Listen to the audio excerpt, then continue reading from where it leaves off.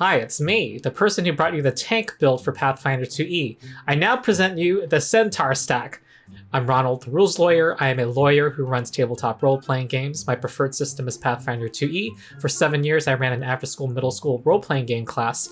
If you haven't yet, support my Patreon. I don't make money as a lawyer. For an explanation why, look at the video whose thumbnail is on the screen. Supporting my Patreon gives you ad-free early access to most of my videos and exclusive content. I did a video already giving an overview of Howl of the Wild, the new book for Pathfinder 2e, which introduces large ancestries, the Centaur and the Minotaur, and also awakened animals. You could be a bear or a horse. We also get codified rules for PCs riding PCs. To bear a rider, you need to be at least 2 size categories larger than the rider. However, Centaurs have it made. They get to bear a rider that is only 1 size category smaller than they are. By the way, there's a little mechanical difference being large in this game. You don't get automatically stronger or do more damage. And like in real life, being larger isn't necessarily better. Believe me, I know. Taking up more space has its pros and cons. Not all centaurs are large, however. Howl of the Wild also gives us the option, a heritage that centaurs can take, to be smaller than others, called Ponygate Centaur, if you want to be a medium centaur. This of course leads us to our very important conclusion that a centaur can ride a centaur. So how does riding each other work in this game? Well, first you share the same initiative count. Both characters roll initiative separately. However, the initiative count you have is the lower of the two. And also, since riding, like in real life, requires tenderness and care on the part of both parties, both of you have 1 action less to work with per round. Instead of 3 actions per character, you have 2. Now this seems like a net minus. You each have 1 less action each. However, the possibilities are endless. Only one of you needs to move, and in Pathfinder 2e, teamwork makes the dream work. So the large centaur, the bottom, is the only one who needs to worry about their speed. And centaurs are endowed with a long stride of 30 feet. Our larger centaur can take the Fleet Wind heritage and get an extra 5 feet added to that. Or alternatively, we can put a splash of Devil in there and take instead a versatile heritage of Nephilim, which lets you be part Tiefling and take Tiefling feats, and you can get the Nimble Hooves feat to give you that bonus 5 feet instead. Don't weigh yourself down, and when you can, probably at 3rd level, take the Fleet feat to increase your speed further by 5 more. At level 7, there is an excellent item to increase your speed further, Alacritus Horseshoes, which gives you a 5-foot item bonus to your land speed. So now you're rocking a 45-foot speed, galloping around the battlefield, making all of your enemies jealous. By the way, I'm not going to talk about the abomination that is the Tailwind spell. Ugh. Our bottom centaur also probably needs to take at level 5 the centaur feat called Accommodating Mount, allowing the rider to have their full 3 actions per turn. That's sure to lubricate relations between the two, given that there probably were some tensions building up between the two at that point. Now the rider, completely freed up to move however they want, can enjoy some friction-free riding. Alright, so it's not a rules lawyer video without me pulling out Foundry. So our 2 centaurs are level 8, and our larger one is a champion, and our medium-sized one is a rogue. They ride up and challenge a group of hill giants and bugbears, and a fight begins. Our heroes naturally do not go first in initiative because they have to use the lower of their 2 rolls. A hill giant throws rocks at them. When their turn comes up, they get to choose each time which of them will act first. Naturally, our mount will act first and charge forward 45 feet up to the hill giants. The rogue naturally comes with. The champion has only 1 action left.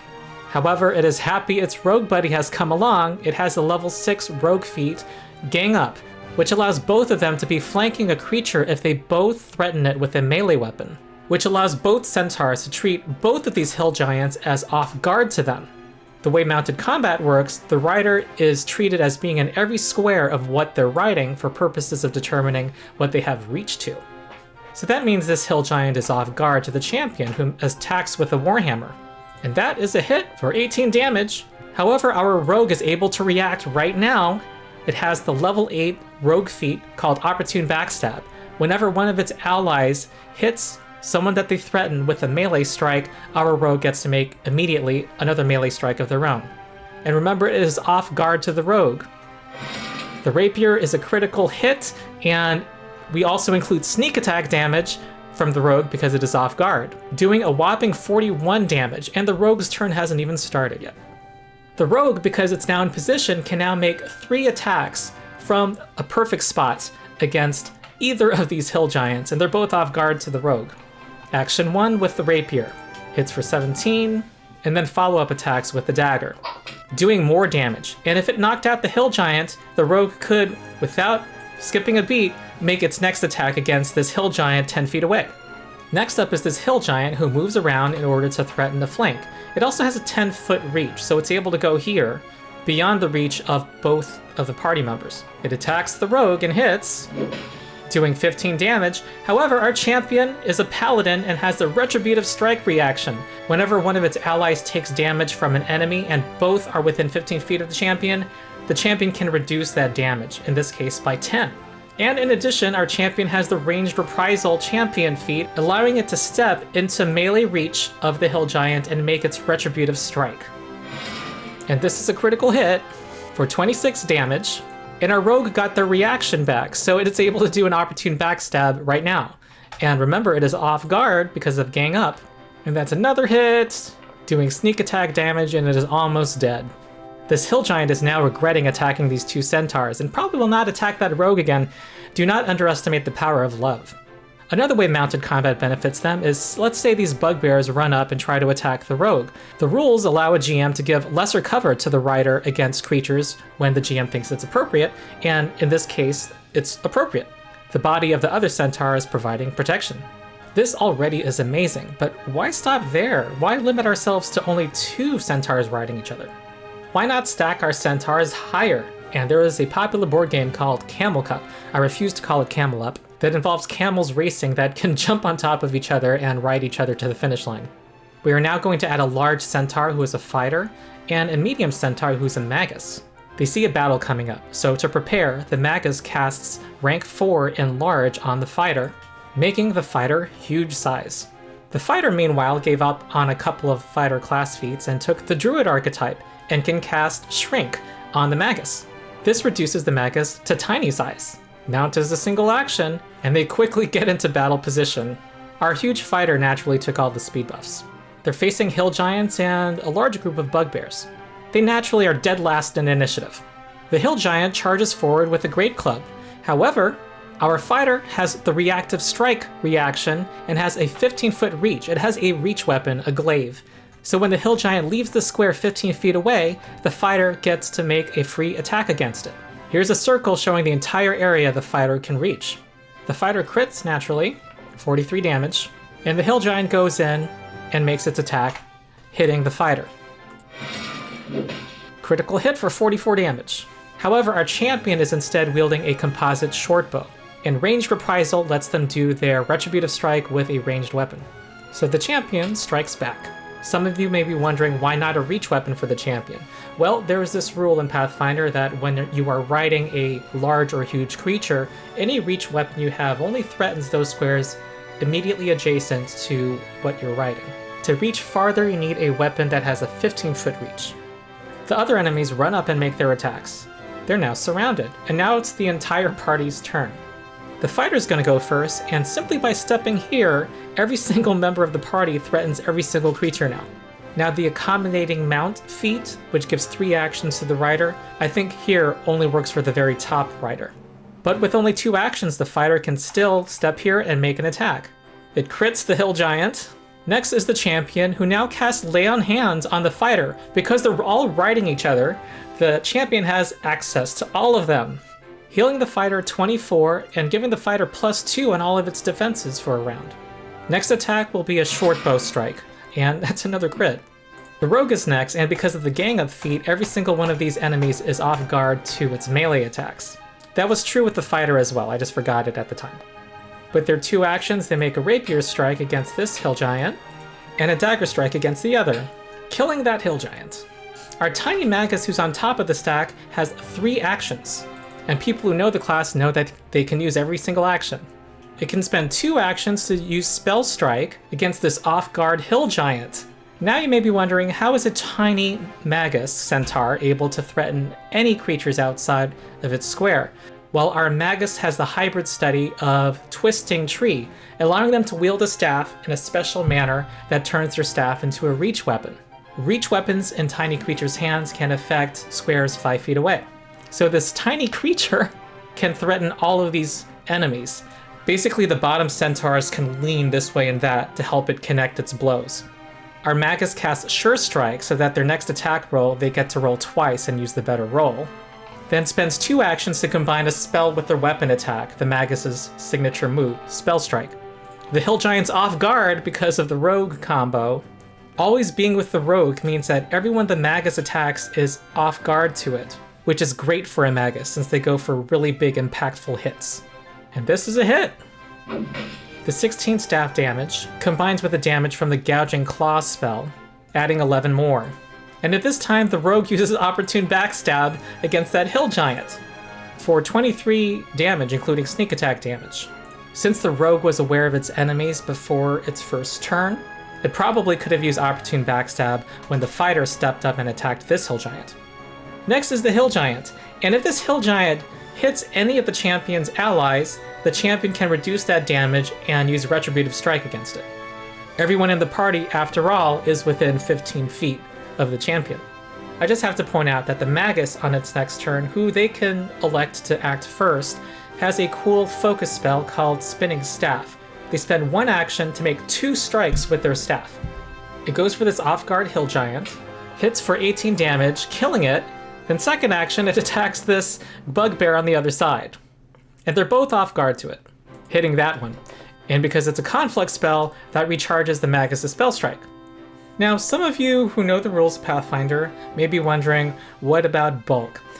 Isn't every centaur carrying the bulk of all of the creatures above it? And don't we have definite rules for the bulk of creatures depending on their size? Well, I did the math, and basically they're all right. The most challenging creature bearing a burden is, of course, the bottom one, the fighter. However, all of these centaurs benefit from the robust ability of their centaur ancestry. By my estimation, if the bottom centaurs take the Hefty Hauler skill feat and the bottom centaur doesn't wear heavy armor, they should be fine. So let's talk about all the benefits of this party. First of all, you are a sight to behold. You will put all other adventuring parties to shame. When you walk down the street, they will all envy you. A mere stride action is a public display of affection. You have great defense. Your bottom fighter has reactive strike to a huge area in which their reactive strike can lock down spellcasters, threaten enemies, make them afraid to move. Your champion reaction also has a large area. That champion is considered being in every square of the huge centaur, and they can affect things within 15 feet of that. You have great offense. Every member of your party threatens a large area. Whenever you are right up next to a foe, you are all flanking it. Any successful melee strike will get an extra reaction from the rogue. And there is a level 12 feat that they can take later where they spend 1 action to prepare a second rogue reaction, which, under Pathfinder rules, can be an attack with full accuracy. It's great for convenient healing and buffing. The champion can lay on hands anyone at all times. Someone who takes up a Divine Caster archetype can get the heal spell. They will always have ready access to everyone in the party. They can cast the Bless spell too and buff everyone in the aura. You never have to worry about people spreading out. The Martial archetype, which has their Marshal's aura, which is usually a 10-foot emanation from you, can benefit your entire party at all times. It has unmatched flexibility. You don't always have to be stacked up on each other. You can unmount each other and see other centaurs. You always have the freedom to dismount. But then, why would you want to? The bottom centaur's mobility is everyone's mobility. They can take feats like Catfall that let you at high levels fall from an infinite distance without taking damage or falling prone. And this GM says, whatever the bottom can do, everyone can do. Rule of cool. It's the bottom putting in the work anyway. Your stack of centaurs can jump up to a wall and make another jump off the wall like Mario. You can leap tall buildings with a single bound. If you take the quick jump feat with Cloud Jump, you can leap 90 feet with 2 actions. And what if your party were to encounter a flying dragon? The Magus can cast Fly on the fighter, and the stack of centaurs has a fly speed equal to the fighter's land speed, so 45 feet it can move with every action. And if there's a pesky enemy that's farther away, the melee fighters can take the extending rune on their weapons and attack something 60 or 120 feet away. Also, there are spells in this game that require 3 actions to cast, and because of the 3-action economy, they're often awkward to cast. You usually want to be in the right spot before your turn starts. Well, that problem is solved if you have a centaur stack. There's a spell that is basically the Pathfinder version of Kamehameha. You can spend 2 full rounds casting it, 3 actions in each round, to make it even more powerful. And here, if the enemy sees you casting it, they may very well scatter to not allow you to get them in a single line. But your centaur stack can solve that problem by moving into the right spot, and then the magus, with their 3 actions, can get as many enemies in its area as possible, devastating them. And remember, your bottom centaur has amazing speed. You can move 90 feet toward that perfect spot. Lastly, you can cast the haste spell to give a member of your party an extra action, and the heightened version at 7th rank can affect up to 6 creatures in your party.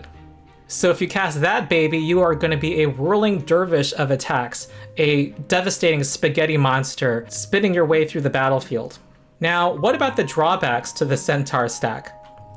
There are none that I can think of. There are sure to be some naysayers who will say nay in the comments and find something wrong to nitpick at about this perfect build, but I can't think of any, and frankly, if they exist, I don't care. This concept is cool. So that's it. Rules Lawyer build number 2. And if you have any other innovative ideas for characters or party builds, definitely say so in the comments. Also, check out Howl of the Wild. There's so many weird, offbeat ideas you can do with this book. You can be a singing meerkat with a singing boar companion. You may want to check out my other build about the tank, by the way. I enjoyed making that one. If you like what you see, subscribe to my channel after liking this video, and also support my Patreon. It allows me to continue making videos, you get ad-free early access to most of my videos and exclusive content, and if you haven't yet, join the great community at my Discord. There are over 5,000 of us, and I hang out there a lot. We talk Pathfinder 2e and other gaming. You can play Pathfinder 2e by joining our drop-in, drop-out organized play system called Endless Tale Tavern. So that's it. I've been Ronald the Rules Layer. See you next time.